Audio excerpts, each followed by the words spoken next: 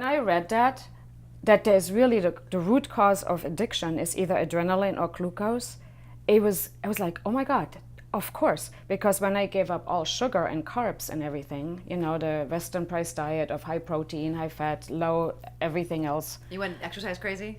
Yeah, well, that was already happening. But, Okay. but what happened to me was like, I suddenly was interested in caffeine. Oh. I was switching habits Yeah. to more adrenaline. And then when you get rid of the caffeine and the glucose and the adrenaline, then what? And then you're kind of Usually like... you can't keep it because your brain is screaming. Right, but that's like the scariest but most beautiful thing. And is that Yes. the gift that you're talking about? Yes and no. One, I want to say, is you need the carbohydrates. So some of those diet fats actually don't work, not long term. I agree. I've been on every one of them that I can think of. Me too. And then and then what comes in is this huge judgment of why can't I keep something that's supposed to be healthy for me?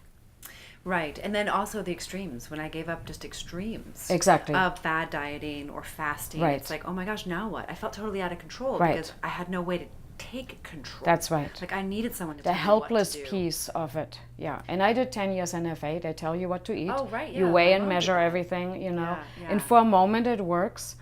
And then you go, okay, I need brutal control. But it doesn't allow you to feel your body. Yeah. And this is where I feel most of the disconnect is.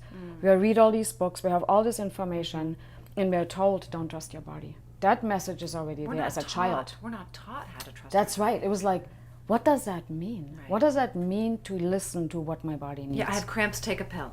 Yes. I have a headache, take a pill. Exactly.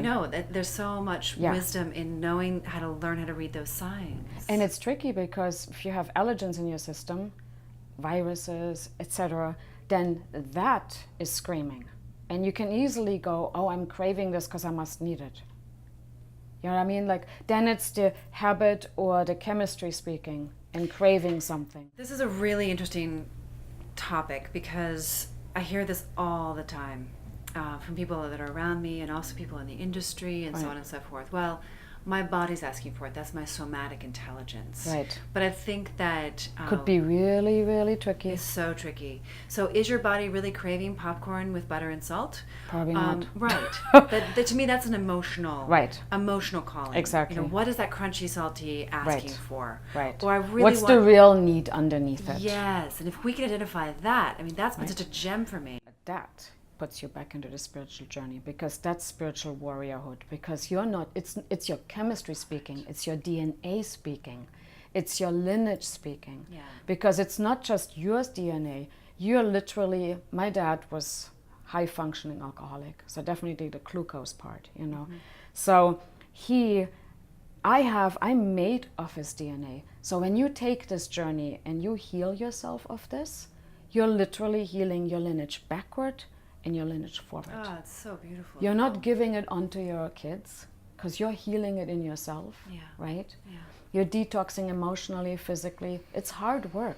That's why I'm always saying the first thing that, or as you go along, what you have to learn is how to forgive yourself over and over and over and over Yeah. and over again. And not to react, not to just reach for the ice cream, but to take a deep breath. So let's take a look. What gets you going, grabbing for the ice cream? Yeah. That's the rubbing point, right? And to me, that's spiritual warrior. Yeah. Because it takes stamina.